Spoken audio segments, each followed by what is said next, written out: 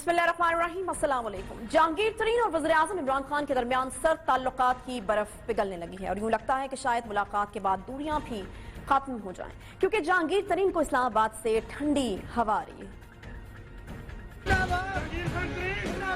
मेरे घर में एक इफ्तारी थी, उसके इफ्तारी से एक दिन पहले मुझे इस्लामाबाद से कुछ लोगों ने कॉन्टेक्ट किया मुझसे।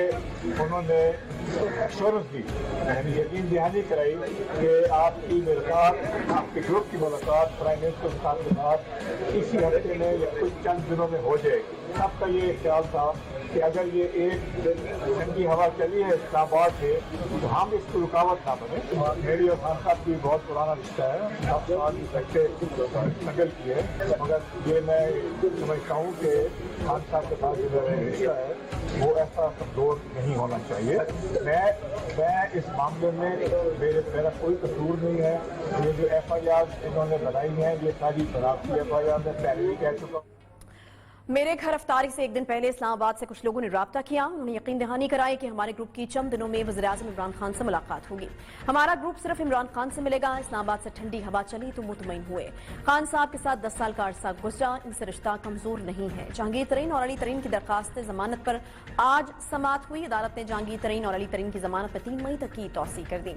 सेशन कोर्ट के बाहर मीडिया से गुफ्तगू करते हुए एक तरफ तो जहांगीर तरीन होने वाली पेशरफ से पुरुमीद थे, तो दूसरी तरफ शिकवे भी करते हुए नजर आए कि मेरा कोई कसूर नहीं है। FIA ने मेरे खिलाफ जो FIR बनाई वो बनावटी है।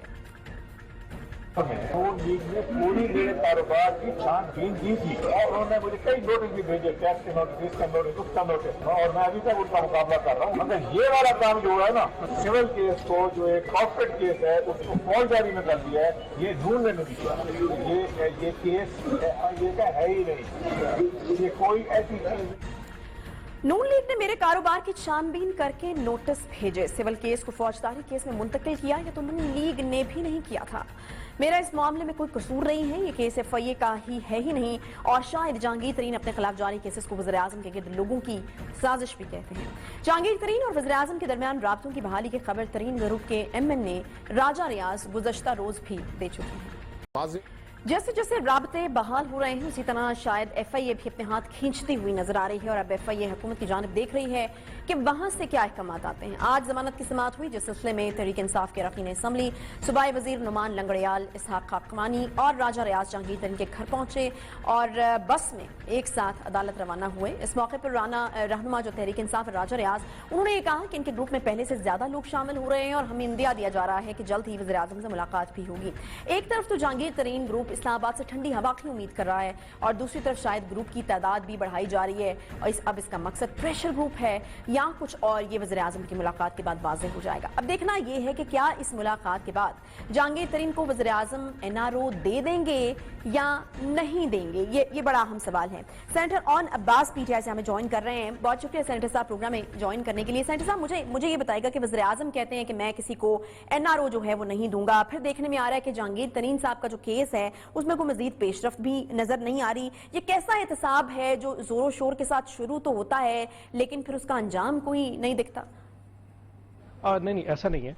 आपको शायद अंदाजा हो कि आज से 3 या 4 दिन पहले FIA के एक अफसर ने वहां पे जाके क्ली ली थी कि जो वहां पे कोई एक लफ्ज लिखा गया था जिसमें उन्होंने शायद किसी बैंक अकाउंट का जिक्र किया था कि ये जो फेक अकाउंट्स का कॉन्सेप्ट था वो गलती से डल गया था, जिस पे अदालत ने शायद थोड़ा सा उनको कंडेम भी किया था, थोड़ा सा उन पर बरहमी का इजहार भी किया था FIA पे।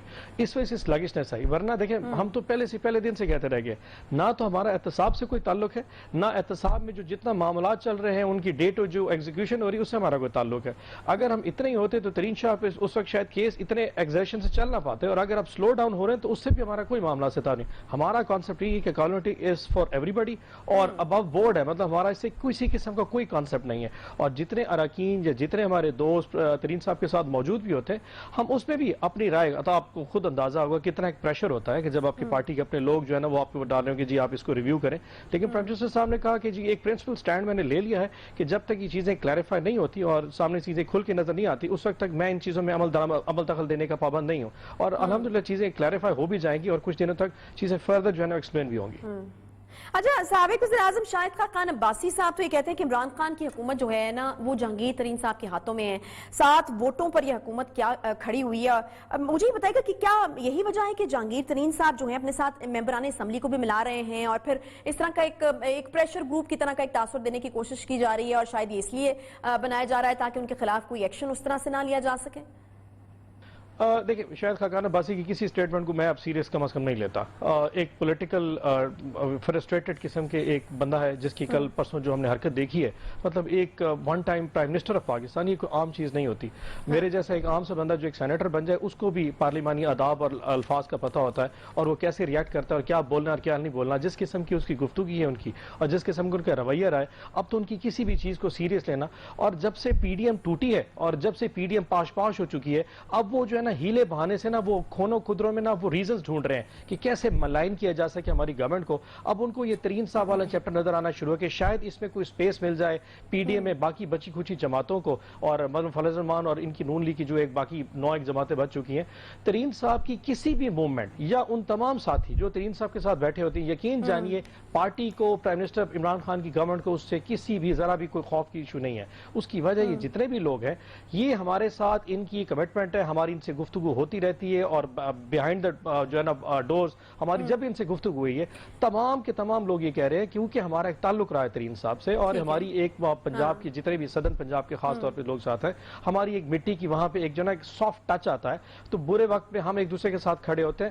یہاں تک تو ٹھیک ہے، اس سے اگلا فالٹ لائنز کو کراس کرنا، پارٹی لائنز میں دراڑ ڈالنا کی کسی کا کوئی کانسیپٹ نہیں۔ جب بات آئے گی پرائم منسٹر عمران خان کی گورنمنٹ کی، پی ٹی آئی کے سٹانس کی، یقین جانیے ان میں سے کوئی بھی شخص آپ کو وہاں سے آگے جاتا نظر نہیں آئے گا۔ اچھا، جہانگیر ترین صاحب نے آج ایک اور اہم بات کی ہے سینیٹر صاحب، اور انہوں نے کہا کہ یہ مقدمات ایس سی سی پی اور ایف بی آر کی ہیں اور اس میں ایف آئی اے کا کوئی کردار ہی نہیں ہے۔ اب جس طرح سے وہ الزام لگاتے آئے ہیں اور جن 2 قریبی لوگوں کے نام وہ لیتے رہے ہیں، خان صاحب کے ساتھ تو اندازہ ہوتا ہے کہ ایف آئی اے کو جو ہے وہ استعمال کیا گیا ہے، تو جن 2 لوگوں کے نام آئے وہ وزیر اعظم ہاؤس سے ایف آئی اے کو احکامات جاری بھی کر سکتے ہیں۔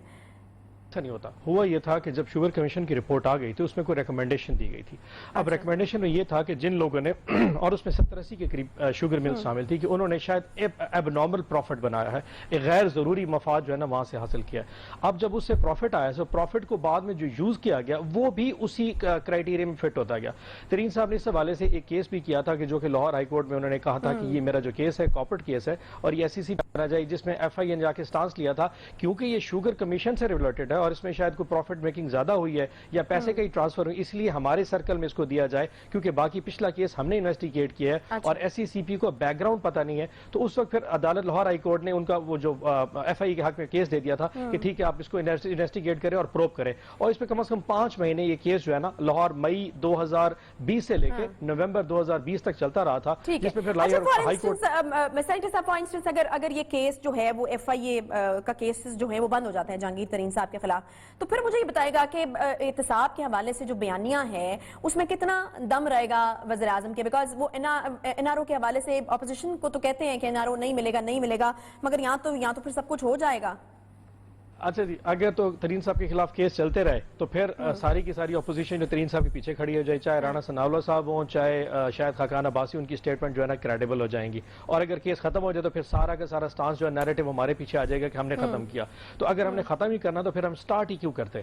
دیکھیں، ہر چیز کی اپنی ایک ایتھیکل ویلیوز ہوتی ہیں۔ آپ اپنے ایک ہائی اسپرٹ، ایک ہائی مورل گراؤنڈ سٹانس لیتے ہیں کیونکہ آپ گورنمنٹ بیٹھے ہیں کہ جی accountability is for everyone, وہ آپ نے سٹانس لے لیا۔ کل کو اگر ادارے کسی کو کلیئر کر دیں 6 مہینے سال کے بعد وہ جا کلیئرفائی کر دیتے ہیں، تو نہ ہم نے سٹارٹ کی تھی انویسٹیگیشن، نہ ہی ہم ختم کرنے جا رہے ہیں، لیکن کیونکہ اپوزیشن کا کام بلیم گیم کرنا ہے، انہوں نے اس وقت بھی کوئی نہ کوئی نیریٹو اس طرح بنا لینا ہے، اپنے آپ کو زندہ رکھنے کے لیے انہوں نے کوئی نہ کوئی نیریٹو بلڈ کرتے رہنا ہے اور وہ میڈیا پہ چلتے رہے کیونکہ شام کو ٹاک شوز تو چلنے تو باتیں تو ہونی ہے۔ سو اس سے کوئی میٹر نہیں کرتا، عوام کو تمام پتا ہے کہ نہ ہم نے سٹارٹ کیا نہ ہی ہم ختم کریں گے، اگر ختم ہوئے تو یعنی آپ کے کہنے کے مطابق یہ احتساب تو اب ہو کے ہی رہے گا اور کوئی وجہ نہیں ہے کہ وزیر اعظم صاحب یا پی ٹی آئی کی حکومت جو ہے وہ اس سے پیچھے ہٹے۔ بہت شکریہ سینیٹر اون عباس صاحب ہمارے ساتھ موجود ہیں۔ ایک چھوٹا سا بریک لیں گے، بریک کے بعد واپس آتے ہیں، ساتھ رہیے۔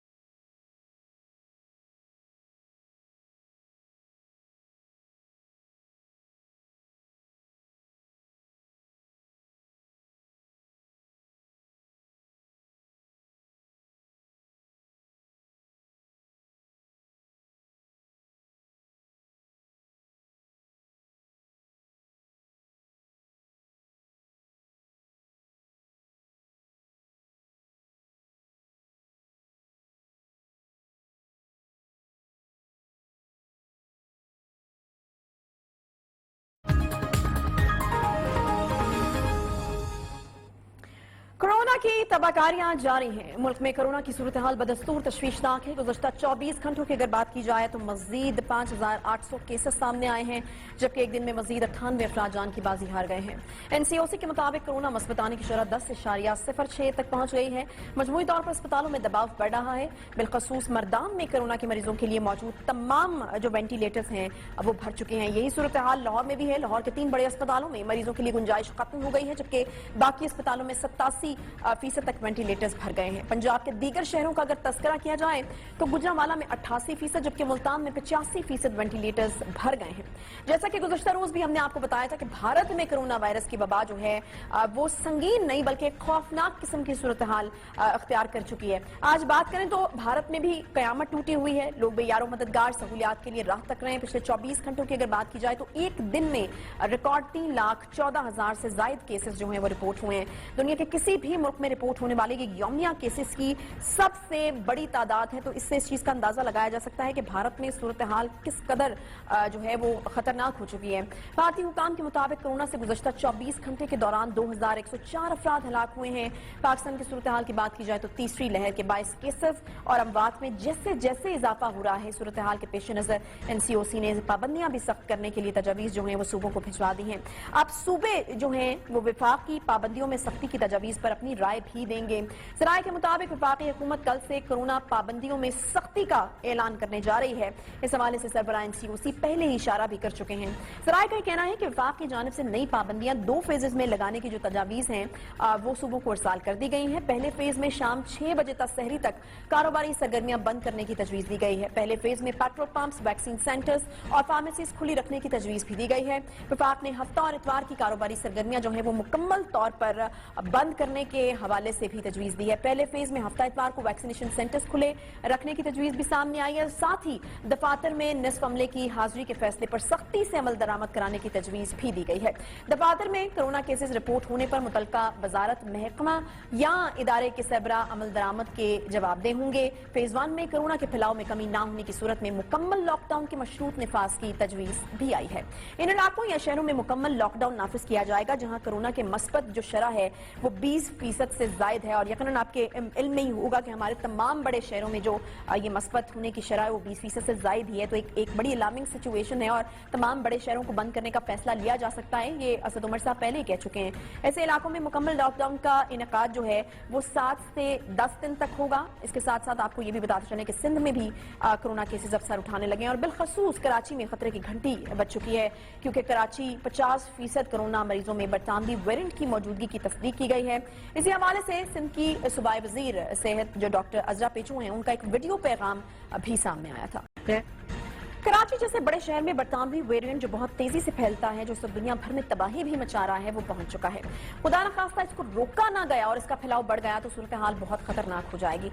इसी हवाले से हम बात करेंगे। हमारे साथ मौजूद हैं जी इंडस हॉस्पिटल के CEO प्रोफेसर डॉक्टर अब्दुल बारी खान साहब। बहुत शुक्रिया डॉक्टर साहब प्रोग्राम में ज्वाइन करने के लिए। डॉक्टर साहब ये मुझे ये बताइएगा कि खौफनाक खबरें तो हम बहुत ज्यादा सुन रहे हैं। पाकिस्तान में बिलखसूस पंजाब और KP में तकरीबन पूरी कैपेसिटी इस्तेमाल हो रही है, अस्पताल भर चुके हैं। कराची से अब अच्छी खबरें नहीं आना मतलब एक और सिलसिला शुरू हो गया कि कराची में भी कोई अच्छी खबर नहीं है, बरतानवी वेरिएंट आ चुका है। मुझे ये बताइएगा कि सूरत हाल को किस तरह से देख रहे हैं और कल NCOC मजीद जो पाबंदियां हैं लगाने जा रही हैं कितनी जरूरी हैं और किस हद तक लगनी चाहिए सूरत हाल जितनी तशवीशनाक है उसको देखते हुए? देखिए, मैं समझता हूँ कि ये हम तो काफी दिन से इसके ऊपर जब पंजाब में और KPK में और AJK में ये बढ़ना शुरू हुआ था, UK वेरिएंट आया था, उस वक्त से हम कह रहे थे कि इसको जो है ना आपको इंटर प्रोविंशियल जो है ना ट्रांसपोर्ट को बंद कर देना चाहिए ताकि एटलीस्ट जो सूबे इस वक्त बचे हुए हैं वहां तक ये ना पहुंचे। अनफॉर्चुनेटली इस पर एक्सेप्ट नहीं किया गया। ठीक है, जब उसकी कोई वजूहत होंगी, लेकिन बात यह है कि ये बहुत तेजी से फैलेगा और अभी 2 दिन के अंदर ये चीज एकदम बड़ी, अभी तक 2 दिन पहले तक सूरत हाल बिल्कुल कंट्रोल में थी। हमारे कोई 10% ऑक्यूपेंसी भी नहीं थी अस्पतालों में। अच्छा। और अब जो है ना सूरत हाल 2 दिन से ज्यादा बढ़ रही है। अभी वैसी खौफनाक नहीं है, लेकिन अगर एहतियात नहीं की और जो 2 दिन पहले जो उन्होंने अंदिया दिया हमारे असद उमर साहब ने, तो मेरे ख्याल में 2 दिन पहले ही ये फैसले कर देने चाहिए थे। मतलब अच्छा। क्यों 2 दिन का इंतजार कर रहे थे कि फ्राइडे के दिन करेंगे, पहले ही कर दें, क्योंकि फिर हम बाद में फिर हम अफसोस करें कि हमको पहले कर देना चाहिए था। ये तो प्रियम्प्ट हो रहा था कि हो रहा है तो पहले से फैसला हो जाना चाहिए। صحیح. ابھی بھی یہ ہے، کل بھی جو ہو فیصلے فوراً کرنا چاہیے. بزنس کمیونٹی کو بھی سمجھنا چاہیے کہ دیکھیں اگر یہ آؤٹ آف کنٹرول جو آپ دیکھ رہے ہیں حالات، میں نے بھی دیکھے ہیں سوشل میڈیا کے اندر جو انڈیا میں جو حالات ہیں، خدا نہ خواستہ ویسے نہ ہو جائے. ٹھیک ہے. اچھا ڈاکٹر صاحب مجھے یہ بتائے گا کہ رمضان کا مہینہ ہے، بازاروں میں معمول سے زیادہ رش ہوتا ہے، پھر رمضان کے ساتھ عید بھی آتی ہے، شاپنگ بھی ہونی ہے، اور یہ جو گھروں کو واپسی ہوتی ہے، لوگوں کی ٹرانسپورٹیشن ہونی ہے ایک بڑے پیمانے کے اوپر، یہ کس قدر لامنگ ہو سکتا ہے اگر یہ سب چیزیں اسی طرح سے معمول کے مطابق ہوتی رہیں گی تو کراچی کے لیے؟ پھر تو دیکھیں، پھر تو یہ ہے نا، اگر یہ معمول کے مطابق رہیں تو پھر وہی حالات ہو جائیں گے جو ہمارے پڑوسی ملک میں ہو رہے ہیں. اس کو ابھی تک اس کو کنٹرول کرنا ہوگا، کیونکہ اس کے بغیر نہیں. تو جیسے آپ نے کہا کہ یہ ویریئنٹ، اور ایسے ہی جو ویکسینیشن سینٹرز میں بھی ہے اس میں بھی اب اس کو کنٹرول لوگوں کو بھیجنا چاہیے کہ ایسے ایک دم رش نہیں ہونا چاہیے، کیونکہ کچھ لوگ وہاں پر گئے ہیں اور پھر انہوں نے اس کو ایکوائر کیا ہے، اور یہ اتنی تیزی سے پھیلتا ہے کہ ایک خاندان پورے کا پورا خاندان انفیکٹ ہو جاتا ہے، پتہ بھی نہیں لگتا کہ ایک دم پورا خاندان ہو جاتا ہے. اتنی تیزی سے یہ پھیلتا ہے، 70 گنا زیادہ اس کی پھیلنے کی گنجائش ہے اس ویریئنٹ کی. تو اس لیے احتیاط بہت ضروری ہے. ہم سب کو اپنا اپنا رول ادا کرنا ہوگا. عوام کو جو ہے نا اپنے رویوں میں تبدیل لانی ہوگی، اس کے بغیر یہ کنٹرول نہیں ہو سکتا. صحیح. ہم دیکھ رہے ہیں کہ حکومت جو ہے وہ اللہ کے واسطے اب دینے پر آ گئی ہے لوگوں کو کہ ایس او پیز پر آپ عمل کریں، لیکن جتنی صورتحال خراب ہوتی جا رہی ہے اب ڈاکٹر صاحب ایسا لگ رہا ہے جیسے تھوڑا خوف جو ہے وہ کم ہو گیا ہے. جب شروع میں پہلی ویو آئی تھی تو لوگوں کے اندر خود ایک خوف تھا، لوگ خود احتیاط کرتے تھے، ایس او پیز پر عمل کیا جاتا تھا، لوگوں نے گھر سے باہر نکلنا چھوڑ دیا تھا، سڑکیں بازار ہمیں سنسان نظر آتے تھے. لیکن ابھی وہ ڈر جو ہے وہ کم ہوا ہے. کراچی کے حوالے سے ہم اسپیشلی چونکہ بات کرنا چاہیں گے بیکاز کراچی میں حالات اب سے کچھ دن پہلے ٹھیک تھے، وہاں پہ پرسنٹیج بہت کم تھی. آپ کو کیا لگتا ہے کہ کراچی میں جس طرح سے برطانوی ویرینٹ اب پتہ چل گیا ہے کہ آگے اور اتنی تیزی سے وہ پھیلتا ہے، تو آپ کو لگتا ہے کہ وہاں پر حکومت کو اب لاک ڈاؤن کی طرف چلے جانا چاہیے؟ مجھے بالکل جانا چاہیے. کل ہماری میٹنگ بھی ابھی بھی مجھے اطلاع آئی ہے کہ جو task force Covid task force کی میٹنگ کل صبح 10 بجے بلائی ہے چیف منسٹر نے. کل ہم اس میں جائیں گے اور ہم سب کی طرف سے یہ ہوگا کہ اس کو سختی کرنی پڑے گی، کیونکہ اس سے بغیر نہیں ہوگا. کراچی جو ہے نا بہت کنجسٹڈ سٹی ہے، بہت زیادہ کنجسٹڈ سٹی ہے، اور یہاں پر پھر جب ایک دفعہ آؤٹ آف کنٹرول ہوا تو پھر کنٹرول میں نہیں رہے گی چیزیں. اور اس لیے میری سب سے مؤدبانہ گزارش ہے، سب کے ساتھ میں ہاتھ جوڑ کے کہتا ہوں کہ تمام لوگوں کے خدارا یہ پھر آ جائے گا. عید اگلے سال بھی آئے گی. ابھی اس وقت سمجھے جو کپڑے بالکل آپ کا اور آپ کے پیاروں کا ہونا ضروری ہے. عید تو اگلے سال بھی آئے گی. بالکل. اچھا ڈاکٹر صاحب یہ ہمیشہ جب کرونا کی بات ہوتی ہے، امیونٹی کے حوالے سے بات ہوتی ہے، بہتر غذائیں اور ہیلدی خوراک کھانے کی بات ہوتی ہے، رمضان کا مہینہ چل رہا ہے، اسپیشلی میں چاہوں گی کہ آپ بتائیے کہ کس طریقے سے جو ہے وہ اپنی ڈائٹ کو بہتر کیا جائے. ایک فاسٹنگ بھی ہوتی ہے، پھر وہ ایک وقفہ ہوتا ہے کھانے کا. کیا چیزیں ہیں جو سحری میں ہم کھا سکتے ہیں یا افطار کرنے کے لیے کوئی مختلف چیزوں کا انتخاب کیا جا سکتا ہے؟ بیکاز یوزلی ہمارے ہاں آئلی چیزیں استعمال ہو رہی ہوتی ہیں. اب چونکہ اتنی تیزی سے کرونا پھیل رہا ہے، کون سی ایسی چیزیں ہو سکتی ہیں جو ہماری امیونٹی بہتر کر سکتی ہیں اور ہیلدی بھی ہوں؟ دیکھیں اس پہ یہی ہے کہ ہم کو آئلی چیزوں سے پرہیز کرنا چاہیے. اس میں عموماً آئلی چیز جب آپ کھاتے ہیں تو آپ کا گلا خراب ہوتا ہے. اس کے اوپر پھر جب آپ کی امیونٹی کم ہوتی ہے تو آئلی چیزوں کو کم کریں، اپنی گوشت کا استعمال زیادہ کریں، دالوں کا استعمال زیادہ کریں، پروٹین زیادہ استعمال کریں، اپنے جو ہے نا جوسز کا استعمال زیادہ رکھیں، فلوئڈ زیادہ استعمال کریں. اور آپ جب بھی آپ جاگ رہے ہوں تو اتنا پانی پی لیں تاکہ آپ کا سارا دن کے منظر کور ہو جائے. تو ڈائٹ کا بڑا خیال کرنا ہے، اور سب سے زیادہ ایس او پیز پہ عمل کرنا ضروری ہے. آپ جو ہے نا بالکل بلا وجہ بلا ضرورت رش کے علاقوں میں نہ جائیں. پھر اپنی جو سوشل ڈسٹینس رکھتی ہے ماسک سے کور کریں، اپنے ہاتھوں کو صابن سے دھویا کریں، بار بار دھوئیں، اور اگر نہیں ہے تو سینیٹائزر کا استعمال کریں. ٹھیک، بہت شکریہ. پروفیسر ڈاکٹر عبدالباری خان صاحب انڈس ہاسپٹل کے سی او ہمارے ساتھ موجود تھے.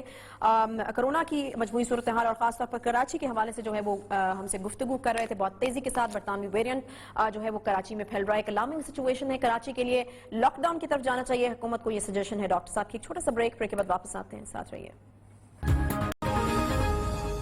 ہر ایک آدمی اگر یہ سوچ لے نا کوئی یہ ٹائم گزر جائے گا، میں نے پہلے بھی کہا تھا یہ وقت انشاءاللہ تعالی گزر جائے گا اور پھر ہم باقی چیزیں بھی کر لیں گے. اس وقت یار معاف کر دو، اس وقت मैं आपसे हाथ जोड़ के कह रहा हूँ कि सिर्फ लोगों की जिंदगी का सोचो। इस वक्त सिर्फ जो हमारे फ्रंट लाइन पे डॉक्टर्स हैं जिनको तकलीफ है उनका सोचो, जो हमारे लॉ एनफोर्समेंट वाले हैं जिनको हम कोरोना की जंग के दौरान दुनिया भर में हजारों हेल्थ वर्कर्स दूसरों की जानें बचाते हुए अपनी जानों से हाथ धो बैठे।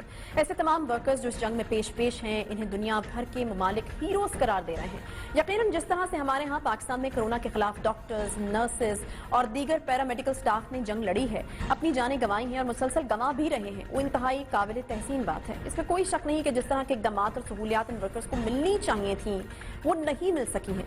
इसी हवाले से बार बार मुख्तलिफ सियासी जमातें हुकूमत को तनकीद का निशाना बनाती रही हैं। बिलखसूस पाकिस्तान पीपल्स पार्टी की जानिब से डॉक्टर्स और पैरामेडिक्स के हकूक के लिए आवाजें उठाई जाती रही हैं। बिलावल भुट्टो जरदारी बार बार हुकूमत पर ताबड़तोड़ हमले करते रहे हैं। कोरोना की हसासियत और सूरत हाल पर वज़ीर आला सिंध मुराद अली शाह काफी आंसू बहाते रहे हैं, मगर नाअहली और गैर जिम्मेदारी की इंतहा ये है कि दूसरों को आईना दिखाने वालों की बेहिसी ने कोरोना के खिलाफ लड़ने वाले एक डॉक्टर की जान ले ली है। सिंध की सरकार के सर पर जूं तक नहीं रेंगी। गुज़श्ता कई महीनों से तनख्वाह का इंतजार करते करते जिला कश्मीर में कोरोना के खिलाफ फराइज़ सर अंजाम देने वाले, दूसरों की जानें बचाने वाले डॉक्टर कादिर नवाज जखरानी ने हालात से मायूस होकर अपनी ही जान दे दी है।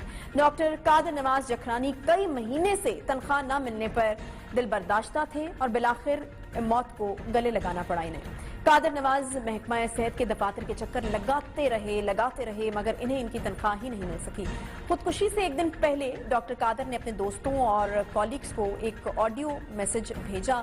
तनख्वाह से मुतालिक पूछते रहे मगर इन्हें कोई रास्ता दिखाई नहीं दिया और इन्हें अपनी जान ही देना पड़ गई। डॉक्टर कादिर की एक वीडियो हम आपसे शेयर करते हैं जिसमें देखा जा सकता है कि वो खुद अपनी वार्ड की जो है वो सफाई कर रहे हैं। इससे एक अंदाजा लगाया जा सकता है कि वो किस कदर फर्ज शनास डॉक्टर थे और किस तरह से कोरोना के खिलाफ जंग में पेश थे। एक डॉक्टर जिसकी जो कुछ बुनियादी ऐसी चीजें होती हैं जिनके ऊपर उसको काम करना होता है या बुनियादी फराइज होते हैं, उससे हटकर चीज है जो कि इस वक्त हम देख रहे हैं इस वीडियो क्लिप में कि वो वार्ड की सफाई भी कर रहे हैं। यानी अगर सहूलियात का फुकदान है तो वहां पर दूसरों के फराइज भी सर अंजाम दे रहे हैं ताकि मरीजों को परेशानी ना हो और वहां पर गंदगी की वजह से बीमारियां जो हैं वो मजीद ना फैले। तफसीलात के मुताबिक सिंध हुकूमत ने पेंडेमिक एक्ट के तहत 1100 डॉक्टर्स और 600 नर्सेज को भर्ती किया था। तीसरी मरतबा इनका कॉन्ट्रैक्ट रिन्यू किया गया जिसके बाद तनख्वाह न मिलने की शिकायत आना शुरू हो गई। सिंध का महकमा सेहत पिछले कई महीने से तनख्वाहें देने से इंकारी था। 5-5 महीने से पेंडेमिक एक्ट के तहत भर्ती किए जाने वाले डॉक्टर्स अपनी तनख्वाहों का इंतजार कर रहे हैं। घरों के चूल्हे ठंडे पड़ गए हैं मगर सिंध हुकूमत की बेहिसी ऐसी है कि खत्म होने का नाम ही नहीं ले रही। डॉक्टर कादिर नवाज के हवाले से आपको बताएं कि वो 3 बच्चों के बाप थे और अपने घर के वाहिद कफील थे। इनके बच्चे अपने बाप की राहें तक रहे हैं मगर डॉक्टर कादिर नवाज ने कई महीने से तनख्वाह ना मिलने पर खुदकुशी करके अपनी जिंदगी का खात्मा कर लिया। ऐसे वक्त में जब कोरोना एक मरतबा फिर से शदीद हमले कर रहा है, बड़ी तादाद में लोग इसका शिकार हो रहे हैं, माजी के रिकॉर्ड टूट रहे हैं, कोरोना वार्ड्स में काम करने वाले डॉक्टर्स के साथ ऐसा रवैया, ऐसा कंडक्ट इंतहाई काबिल मजम्मत किस्म की बात है। ये फ्रंट लाइन वर्कर्स हैं और बहुत सारे फ्रंट लाइन वर्कर्स यकीनन आपको पता है कि उन्होंने अपनी जानों से हाथ धोया है क्योंकि वो फ्रंट लाइन पर रहकर कोरोना से लड़ रहे थे। हर वक्त एक ऐसे माहौल के अंदर उनको काम करना पड़ता था जहाँ पर कोरोना वायरस जो है वो मौजूद होता था। एक वार्ड में जो है वो 18-18 घंटे की शिफ्ट्स करना और ये तमाम चीज़ें जो हैं वो फेस करते रहे। डॉक्टर उमर हमारे साथ इस वक्त मौजूद हैं, चेयरमैन हैं जी यंग डॉक्टर एसोसिएशन सिंध के। डॉक्टर साहब, ये डॉक्टर कादिर नवाज जखरानी का जो वाक़या है जो इन्होंने खुदकुशी की, इंतहाई अफसोसनाक किस्म का वाक़या है और दिल को बड़ा दुखी कर रहा है। मुझे ये बताइएगा कि आखिर मसला क्या है, क्यों कोरोना वर्कर्स को जो है वो तनख्वाहें नहीं दी जा रही? एक तो अपनी जान पर खेल कर फ्रंट लाइन पर काम कर रहे हैं कोरोना के खिलाफ और उनको तनख्वाह भी नहीं दी जा रही। बिस्मिल्लाह, बहुत शुक्रिया, आपने इस मसले को हाईलाइट किया। देखिए, सबसे पहले तो बात यह है कि जो कोविड डॉक्टर्स, पैरामेडिक्स और नर्सेज हायर किए गए उनको जो है 89 डेज रेंडर बेसिस पे हायर किया गया और लास्ट 6 मंथ से यानी नवंबर के बाद इनको आज तक पे इशू नहीं की गई। फर्स्ट ऑफ ऑल इनको जो है वो जो पे का मसला शुरू हुआ वो हेल्थ डिपार्टमेंट से शुरू हुआ। तमाम कोविड डॉक्टर्स, पैरामेडिक, नर्सेज वहां के चक्कर काटते रहे सिंध हेल्थ डिपार्टमेंट के और सिर्फ जो है वो 2 मंथ्स की जब बिलाखिर उन्होंने पे इशू की मंथ ऑफ दिसंबर और जनवरी की, तो डीएचओ ऑफिस के जो क्लरिकल स्टाफ था, अकाउंटेंट था, वो इनसे ब्राइब जो है वो रिश्वत तलब करते रहे यहाँ के डॉक्टर से डॉक्टर कादिर से भी उन्होंने रिश्वत तलब की कि 20,000 आप देंगे तो हम आपकी सैलरी इशू करेंगे। इससे दिल बर्दाश्ता होकर, डिप्रेशन का शिकार होकर, एंजाइटी का शिकार होकर, एक तो वो ऐसी वबा में फ्रंट लाइन वर्कर के तौर पर काम कर रहे हैं जो वैसे ही बहुत स्ट्रेसफुल है, जिससे ना सिर्फ वो खुद और उनकी फैमिली जो है वो मुतासिर हो सकती है, और उसके बावजूद 6 मंथ से इनको सैलरी ना देना ये इंतहाई जुल्म है, जो कि जिसकी जिम्मेदारी हेल्थ डिपार्टमेंट पर आयद होती है, एसओ बजट पर आयद होती है, और उसके बाद डीएचओ जो डिस्ट्रिक्ट हेल्थ ऑफिसर हैं और उनका जो अमला है, खासतौर पर जो क्लरिकल स्टाफ जो एज अकाउंटेंट बैठे हुए हैं, जो यंग डॉक्टर्स की तनख्वाहों के इश्यूज पे उनसे ब्राइब तलब करते हैं, और इनकी 3 महीने की सैलरी पे वो कहते हैं कि 90,000 आप देंगे तो आपकी हम सैलरी इशू करेंगे। ये कहाँ का जुल्म है? मैं तो कह रहा हूँ कि इनकी जो खुदकुशी की एफआईआर है वो डीएचओ और डीएचओ ऑफिस के जो अकाउंटेंट है उस पर काटी जानी चाहिए, और इनकी जो तमाम कोविड डॉक्टर्स 1100 की तादाद में जो हायर हैं, जो फ्रंट लाइन वर्कर के तौर पर काम कर रहे हैं, इनकी salary within a week जो है वो इशू होनी चाहिए। और इनके जो मसले पूरे हमारे सिंध में रूरल अर्बन सेंटर्स में मौजूद हैं, डीएचओ कराची ईस्ट से लेके डीएचओ कश्मीर तक, इनको फिलफोर हल किया जाना चाहिए। अदरवाइज जो कोविड डॉक्टर्स हैं ये मंडे से जो है वो अपनी ड्यूटीज के बाइकआउट की तरफ जा रहे हैं। अच्छा, ये मुझे बताएगा डॉक्टर उमर साहब, डॉक्टर कादिर नवाज की कुछ ऑडियो रिकॉर्डिंग्स भी जो हैं वो हमें मिली हैं, जिस मामले पर वो दोस्तों से बात कर रहे हैं, तनख्वाह के हवाले से पूछ रहे हैं। क्या आपकी भी कोई बातचीत हुई थी उनसे इस परेशानी के हवाले से? कहीं और उन्होंने बात की हो, किसी ने उनकी कोई मदद नहीं हो सकी उनकी? इसमें इन्होंने जो है वो हमारे दोस्त हैं डॉक्टर काशिफ जाकरानी, वो उनके फर्स्ट कजन है, उनसे इन्होंने राब्ता किया। उन्होंने कहा कि यार मेरी पगार यानी कि मेरी जो तनख्वाह है वो कब इशू होगी, और यहाँ अच्छा उन्होंने कहा, उन्होंने जवाब दिया कि आपकी 2 महीने की सैलरी यहाँ से इशू कर दी गई है हेल्थ डिपार्टमेंट से, आप डीएचओ ऑफिस या अपने अकाउंट का जो ट्रेजरी का जो अकाउंटेंट है उनसे राब्ता करें, वो आपकी सैलरी इशू कर देंगे। जब उन्होंने उनसे राब्ता किया तो उन्होंने कहा कि आप हमें 20,000 रुपए देंगे तो हम आपकी सैलरी इशू करेंगे। तो वो फिर भी हेल्थ डिपार्टमेंट ने जो 2 महीने की सैलरी इशू की, डीएचओ को जो फ्रंट लाइन हेल्थ वर्कर काम कर रहे हैं उनका सैलरी डिस्पैच करें, उस पर भी उनके जो ऑफिस का अकाउंटेंट है, चरण नाम है, पता नहीं इस तरह कोई नाम है, वो जो है वो ब्राइब तलब कर रहा है। मैं तो कह रहा हूँ कि ये जो सिस्टम है, ये जो ब्यूरोक्रेसी का एक फॉल्टी सिस्टम है, जिसके अंदर इस तरह के लोग मौजूद हैं जिनकी वजह से जो माशरे की करीम है वो खुदकुशियां करने पर मजबूर है। इन लोगों के ऊपर एफआईआर काटी जानी चाहिए, ना सिर्फ इनकी नौकरी से टर्मिनेट किया जाना चाहिए बल्कि इन पर एफआईआर कटनी चाहिए। और हमारा एक मुतालबा ये था कि जो लोग फ्रंटलाइन वर्कर के तौर पर काम कर रहे हैं उनको 14 पैकेज दिया जाए। अब इनके 3 जो है वो मासूम से बच्चे हैं, इनकी एजुकेशन के मसले, इनकी तालीम के अखराजात, इनके 2 मजदूर भाई हैं, ये तमाम के तमाम सिंध गवर्नमेंट की जिम्मेदारी बनती है कि इनको परसू करें। सीएम सिंध जो है वो इसमें डिपार्टमेंटल इंक्वायरी कराएं और इससे जुडिशनल इंक्वायरी भी होनी चाहिए, और नैब की तरफ से इंक्वायरी होनी चाहिए कि जो कोविड फंड एक एलोकेट किया गया था पेंडेमिक के शुरू में, उसके अखराजात कहाँ हुए। तो फ्रंटलाइन डॉक्टर कैसर सज्जाद साहब मौजूद हैं, हमारे साथ सेक्रेटरी जनरल है मेडिकल एसोसिएशन के। डॉक्टर साहब मुझे ये बताइएगा कि पेंडेमिक एक्ट के तहत जिन लोगों को भर्ती किया गया था उनके कॉन्ट्रैक्ट रिन्यू किए जाते रहे, मगर अब सिंध हुकूमत का क्या मौक़िफ़ है, तनख्वाहें क्यों रोकी गई हैं? देखिए, मैं सिंध हुकूमत का तर्जुमान तो नहीं हूँ, मुझे तो नहीं पता, लेकिन आपने पूछने की कोशिश की उनसे? अब बात सारी है कि देखिए, हुकूमत जो है वो इस वक्त पाकिस्तान के अंदर इस तरह की सूरत हाल है कि आप कोई भी बात करें तो उसका बड़ा सॉलिड जवाब दिया जाता है, लेकिन जो ग्राउंड रियलिटी ये है कि इस वक्त अगर आप देखें तो सिंध के अंदर सिंध हुकूमत के इस तरह के बहुत सारे वाकयात हैं। कराची मेट्रोपॉलिटन केएमसी के अंदर जो लोग हैं उनके बहुत सारे, ये एक वाकया हाईलाइट हुआ है, बहुत अनफॉर्चुनेट।